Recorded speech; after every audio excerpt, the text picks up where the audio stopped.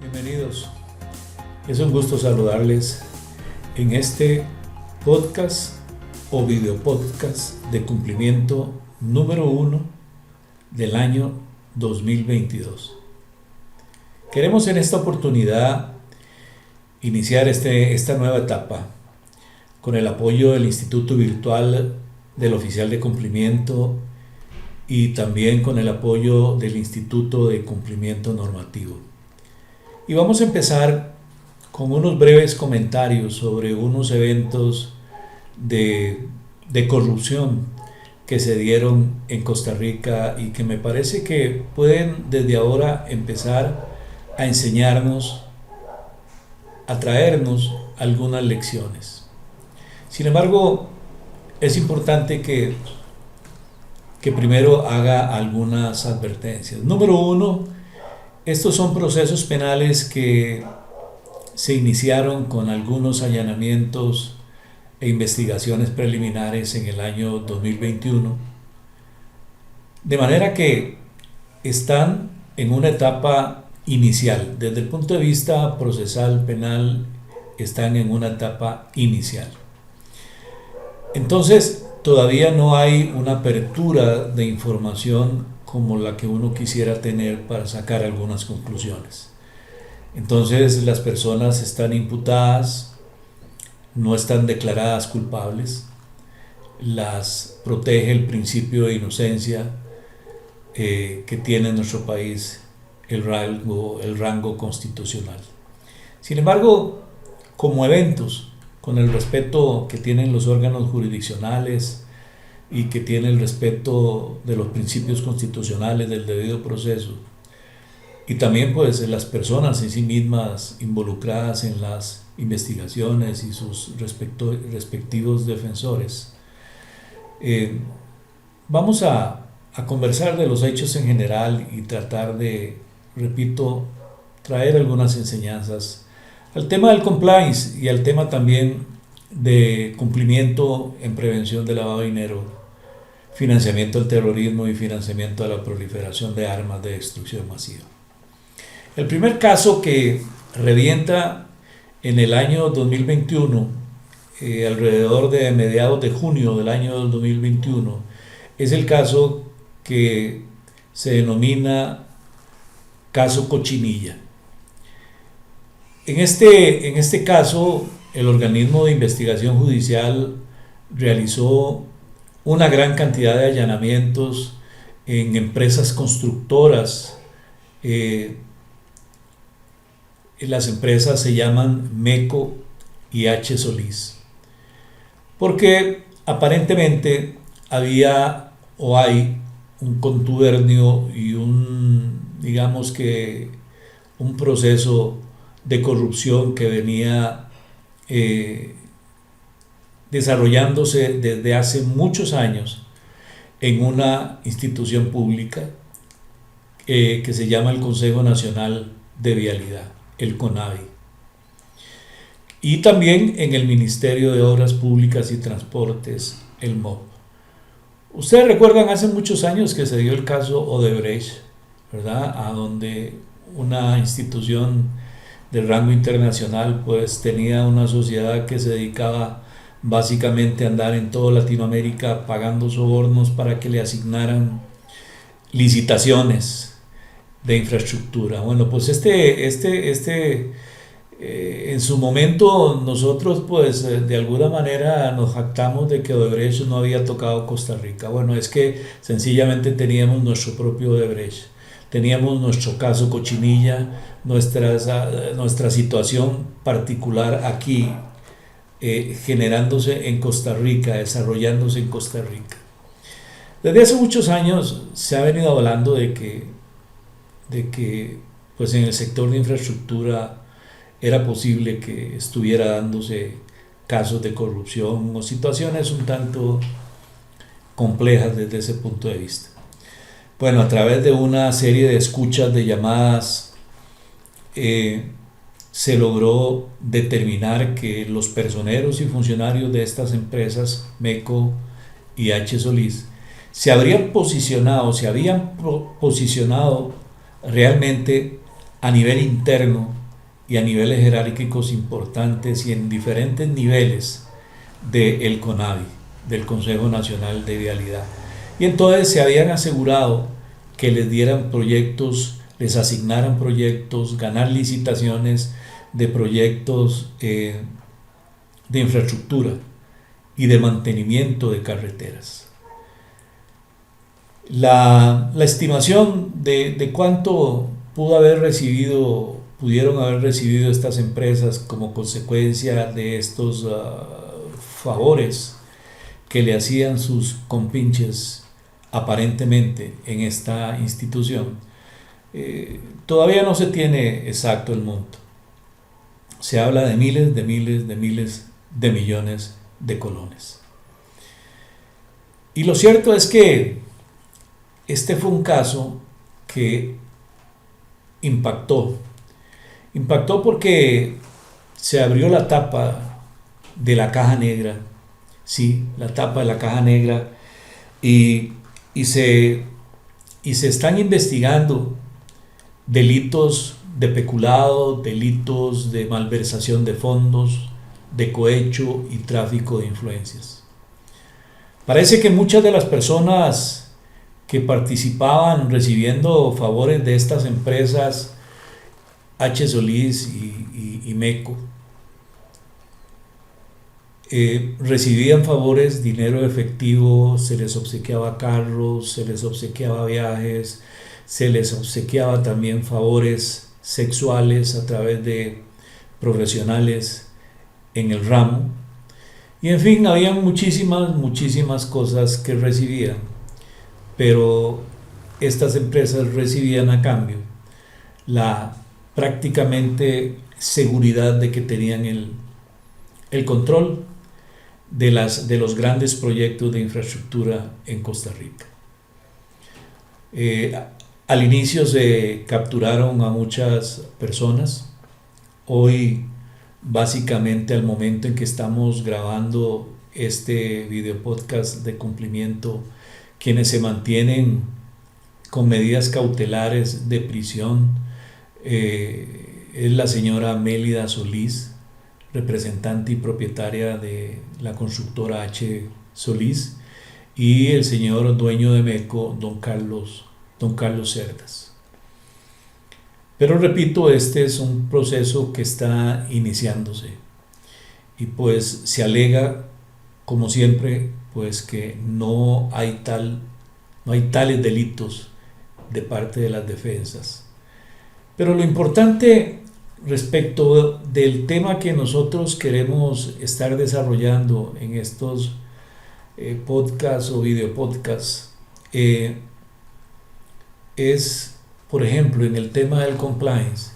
Costa Rica tiene más de 2 años de que la OCDE o la OCDE le obligó a promulgar una ley de responsabilidad penal de las personas jurídicas. Esto porque Costa Rica no tenía ese tipo de legislación. Y en el proceso de investigación, de análisis que hacen del contexto y el medio ambiente legal en cuanto al tema de corrupción, la OCDE dijo a Costa Rica, la OCDE dijo a Costa Rica: ustedes tienen corrupción, pero no tienen mecanismos de sanción para las personas jurídicas, solamente para las personas físicas. Es necesario pulir esos delitos que tienen que ver con corrupción y por decirlo de alguna forma, son hijos de la corrupción, pulir los tipos penales, pero también tienen que establecer sanciones para las personas jurídicas. Consecuencia para las personas jurídicas que deciden corromper, que se prestan para corromper. Y claro, para los funcionarios públicos y privados que se prestan para ser también corruptos. Entonces, no obstante que esta ley tiene más de 2 años de estar vigente en Costa Rica, al momento de los eventos estaba cumpliendo, me parece que el 2.º año de vigencia, y esta ley obliga a tener un compliance officer obliga a tener su manual de cumplimiento, sus políticas de cumplimiento en estos temas. Resulta que no hay tal en el medio ambiente público costarricense y tampoco en las empresas que participan en la contratación pública en Costa Rica. No existe la cultura del compliance en el sector público costarricense y en el sector privado que participa en las licitaciones en Costa Rica. Y no se les ha obligado hasta la fecha a que eso exista. Esta práctica, esta cultura la han traído a Costa Rica, sí la tienen en Costa Rica, es digno de reconocer. Las empresas que son transnacionales y que en sus países ya tienen esta cultura, esta legislación, y han venido a operar a Costa Rica en las zonas francas y en otros lugares, y entonces ellos sí tienen su estructura de cumplimiento. Pero las nacidas aquí, por decirlo de alguna forma, y las que están aquí en Costa Rica, no tienen esa cultura. Y sorprendentemente no se les ha obligado, sino hasta ahora que se ha establecido una legislación nueva sobre el tema de contratación pública, que luego entraremos a ver en otro número de video podcast. Pero lo cierto es que este caso nos muestra la importancia de que esa cultura exista en el sector público costarricense y que exista en el sector privado costarricense y se lleve a la realidad. En buena teoría, con este caso del Cochinilla, o este caso Cochinilla, debería estrenarse esta legislación.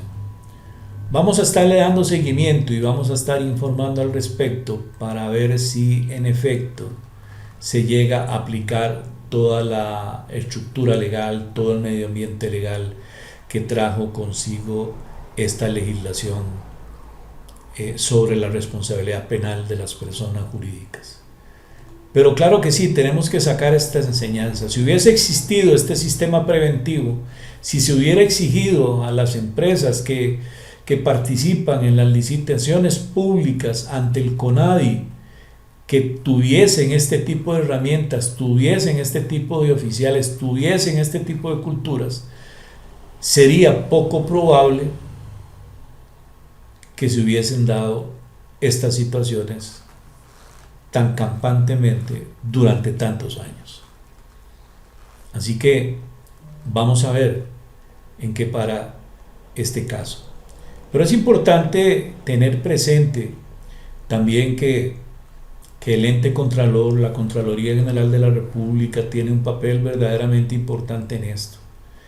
Y uno se pregunta si tenía que existir una ley de responsabilidad penal de las personas jurídicas para exigir a los que participan en licitaciones públicas el tener este tipo de cultura. Mi opinión es que no. Entiendo que desde el punto de vista técnico, legal, penal y constitucional, para sancionar a las personas jurídicas desde el punto de vista penal, claro que tenía que existir una legislación que estableciera las conductas típicas, antijurídicas y culpables, pero no así el exigir una condición de cumplimiento, de cultura de cumplimiento, porque eso es algo que bien puede establecer el órgano contralor. Bueno, lo cierto es que no existía y debemos de aprender de estas experiencias. Otro caso que realmente ha movido a este país, y aunque no es inmediato en las fechas, sí lo menciono porque es parecido en cuanto a la naturaleza de las instituciones que participan, es el denominado caso Diamante. El caso Diamante también revienta en el mes de noviembre, por ahí del 15 de noviembre más o menos, del año 2021. El caso Diamante tiene que ver con la detención y el allanamiento, la detención de 6 alcaldes de de 6 diferentes alcaldías en Costa Rica, que tenían también en apariencia convenios con estas constructoras MECO y Explotec para que se les asignaran obras públicas. Por ejemplo, se les adjudicaran contrataciones de infraestructura en las diferentes municipalidades, en los diferentes cantones. 6 alcaldes fueron detenidos, fueron allanadas sus viviendas, fueron allanadas sus oficinas, fueron allanadas sus municipalidades. Fueron detenidos los alcaldes de Osa, don Alberto Col, de San José, don Johnny Araya, de Alajuela, don Huberto Soto, de Cartago, don Mario Redondo, de San Carlos, don Alfredo Córdoba, y de Escazú, don Arnoldo Barahona, y algunos otros funcionarios. Ya estas personas están libres con medidas cautelares, y por el mismo principio de ser un caso que recién inicia, prácticamente en el último trimestre del año 2021, no hay mucho detalle todavía de cómo se realizan las cosas o cómo se ejecutan las cosas. Sin embargo, es similar al anterior. Y entonces vemos de nuevo cómo, existiendo una ley de responsabilidad de las personas jurídicas que incluye a las instituciones públicas y a las instituciones privadas, no existía nada de eso en estas municipalidades. No existía nada de eso en estas constructoras. E igual, aparentemente, estas personas recibían favores económicos a cambio de la asignación de contrataciones en el desarrollo y mantenimiento de infraestructura. Es muy importante el tema, no solamente para el compliance, sino también para la prevención del lavado de dinero, porque es necesario en el tema de prevención del lavado de dinero tomar en cuenta las características de estas personas. Estas personas, de acuerdo a nuestra legislación, son PEPs, es decir, personas expuestas políticamente. Son PEPs, pero también debe el oficial de cumplimiento, especialmente aquellos cuyas instituciones, empresas obligadas, tienen agencias y sucursales en las zonas a donde estos acontecimientos sucedieron, tener muy claro el manejo de las cuentas, si estas personas tenían cuentas con ellos. Pero no nos quedemos ahí.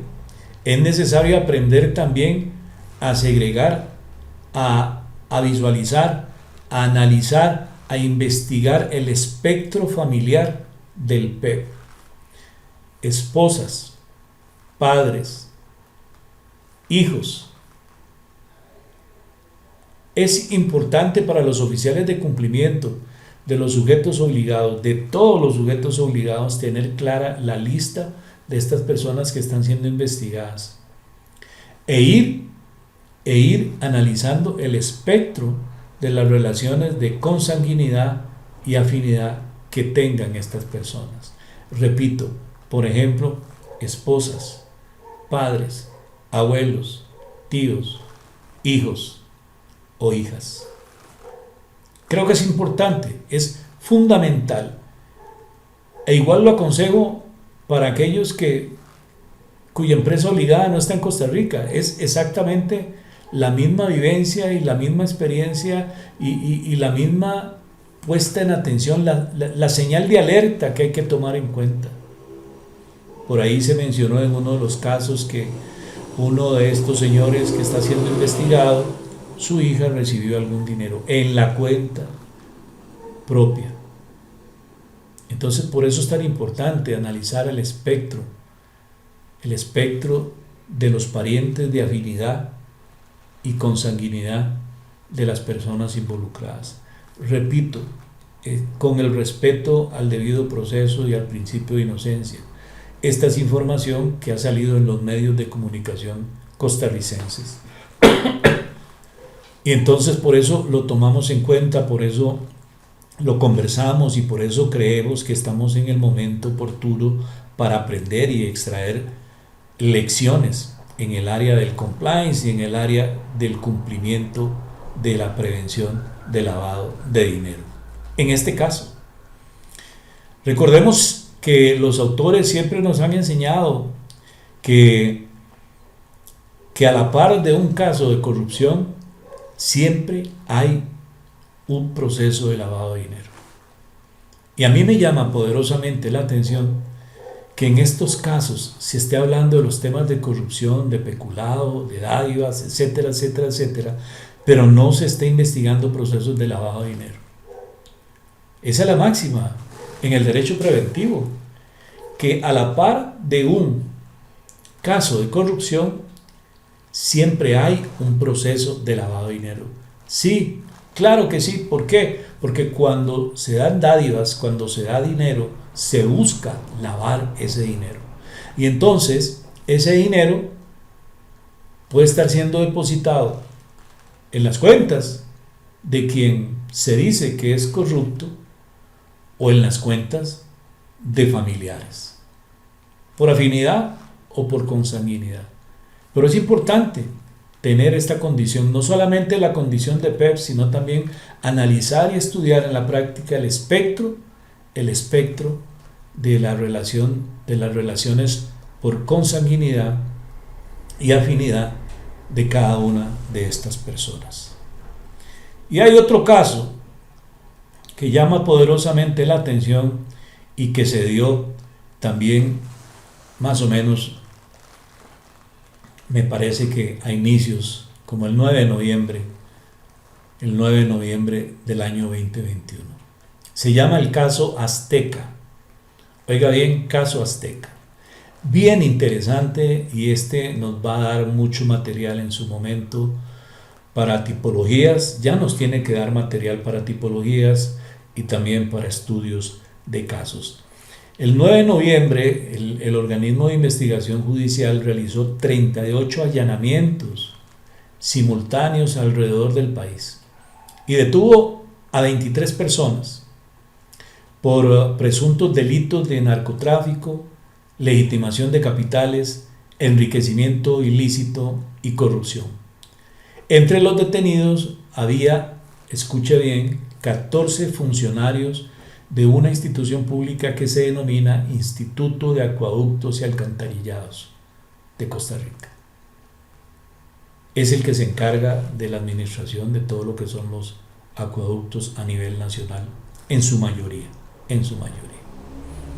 Según el director del OIJ, dicen las noticias, la investigación empezó desde hace 2 años y se determinó que los sujetos creaban, oiga bien, qué interesante, creaban sociedades, empresas dedicadas a la construcción.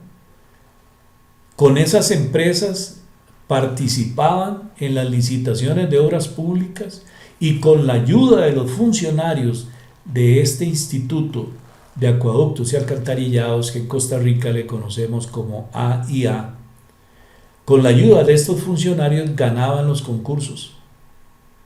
Se ha dicho preliminarmente que el OIJ ha logrado investigar que a través de 17 licitaciones obtuvieron entre 700 u 800 millones y fueron lavados mucho más que eso. Interesante porque se dice que la red tenía como actividad principal el tráfico de drogas en el gran área metropolitana, es decir, lo que es San José, lo que es Alajuela, Cartago, Heredia, el gran área metropolitana del Pacífico Central y en el Pacífico Central. ¿Okay? El principio de investigación de las autoridades es que la organización había creado sociedades anónimas y tenía 2 empresas constructoras fundamentalmente, y a través de ellas logró adjudicarse los contratos públicos con la ayuda de estos funcionarios del instituto y así legitimó grandes sumas de dinero mezclando el dinero sucio con el dinero limpio y aduciendo que venían de parte del Estado. También se investiga los delitos de tráfico internacional de drogas, repito, de legitimación de capitales, de cohecho propio, cohecho impropio, peculado y penalidad del corruptor.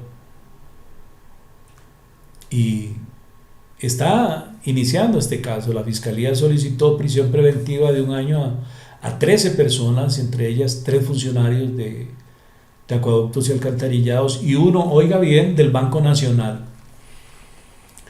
Para las 12 personas imputadas, todas funcionarios de AIA, se solicitó suspensión de cargo y firmar una vez al mes e impedimento de salida del país. Entonces, realmente este es un caso tremendo, que apenas inicia, pero es importante ir sacando algunas lecciones en el tema de prevención del lavado de dinero. Vea de nuevo aparecen las figuras jurídicas complejas como sociedades anónimas. Sociedades anónimas que son usadas para cometer el delito de lavado. Se está usando la licitación pública, escúchese bien, se está usando la venta de servicios al Estado para lavar dinero. Hace más de 10 años estuve en mi primer viaje a Ecuador, invitado por los amigos de la empresa Arasco, y estuvimos dando una charla, una capacitación a instituciones públicas en Quito. Y hablamos precisamente de que para el crimen organizado podía llegar a ser relativamente fácil el lavar dinero a través de la contratación pública, bajo el principio de que se adjudica al mejor precio, pues el crimen organizado no le interesa hacer dinero con la contratación pública, lo que le interesa es lavar dinero a través de la contratación pública. Y se ha venido dando con el tiempo precisamente este tema, y vea que en Costa Rica estamos con este asunto. Esta estructura para lavar dinero se montó precisamente para lavar dinero a través de la licitación pública, de la contratación pública, y se conquistó a personal interno que tenía que ver con la revisión. Incluso entiendo que participó una abogada o un abogado, no tengo claro si era hombre o mujer, pero sí que participó una que les asesoraba de cómo presentar las licitaciones, cómo hacerlas ganadoras, y así ellos entonces podían adjudicar sin sospecha alguna.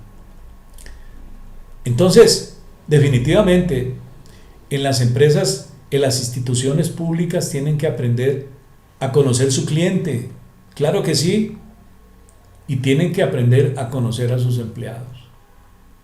Y tienen que monitorear las condiciones de sus empleados, y tienen que monitorear las condiciones de sus clientes también. Definitivamente, en el tema de prevención del lavado de dinero, hace que las altas cantidades de dinero que provienen del sector público, justificadas por pagos de licitaciones públicas, aunque es una justificación de origen de fondos, también podría ser una señal de alerta de que algo está pasando. Y véase que también se usó la asesoría de un funcionario de un banco en Costa Rica, de un banco del Estado, de un banco de los más grandes, el Banco Nacional. No se dice en las noticias aún si ese funcionario trabajaba en el área de cumplimiento en otra área. Lo que sí se ha filtrado es que el banco estaba investigando el asunto porque tenía cierta inusualidad a nivel interno en el manejo de los fondos de esas sociedades que eran de creación reciente en apariencia. y entonces que el sistema preventivo reaccionó en su momento. Eso es algo que como vayan avanzando las investigaciones, pues claro que podremos tener con mayor seguridad, porque es fundamental para la sanidad de los sistemas preventivos internos, individuales de las instituciones, tanto como para la eficiencia del sistema preventivo del país. Entonces, tenemos que tener claro de que los funcionarios de las entidades financieras son o están en la mira del crimen organizado también. Y saben y hacen labor de inteligencia y saben a quién le gusta tener una vida cuyo salario no puede pagar. Eso es importante. Usted me podrá decir, don William, pero eso lo venimos aprendiendo desde hace tiempo. Sí, claro que sí. Es necesario repetirlo, repetirlo y repetirlo. Y es necesario transmitirlo, transmitirlo y transmitirlo. Y es necesario, discúlpeme, implementar medidas eficaces, cada vez más eficaces para monitorear ese tipo de situaciones. Aprendamos a revisar el nacimiento de las sociedades. ¿Cuándo nacieron esas sociedades? ¿Cuál es la vida registral de las sociedades? Porque bien puede ser sociedades nuevas, pero también pueden ser sociedades viejas. Y cuando usted observa la historia registral de esas sociedades y observa que aunque tienen mucho tiempo de existir, tienen muchos cambios de juntas directivas o recientes en los últimos años, podría ser que haya habido un cambio en la tenencia accionaria de esas sociedades. Esto junto al registro de transparencia y de beneficiarios finales con información de la que es necesario presentar ahí, puede tenerse un conjunto de información y hacer una labor de inteligencia verdaderamente importante por el área de cumplimiento de cada sujeto obligado. Entonces, atención, la naturaleza de sociedades anónimas, pero igual podrían ser sociedades de responsabilidad limitada. Atención al momento de la creación de esas sociedades. ¿Es reciente? O aunque no sea reciente, ¿cuál es la historia registral de esas sociedades? Es fundamental que aprendamos a estudiar, a visualizar, a entender y a descifrar la historia registral y también la historia de posición accionaria, de posesión accionaria de esas sociedades, porque nos puede decir muchísimo y nos puede arrojar inusualidades para investigar si son sospechosas o no. Entonces, creo que estos casos, tanto el caso Cochinilla como el caso Azteca, como el caso Diamante, sucedidos en el año 2021 en Costa Rica, trasládenlos a su país.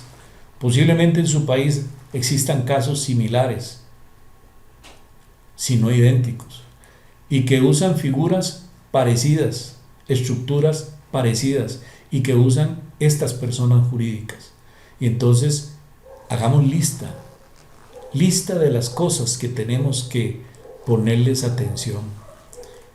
Y quiero reiterar esto: el hecho de que los dineros vengan de una licitación pública, del pago del Estado por un servicio a él mismo, no garantiza absolutamente nada.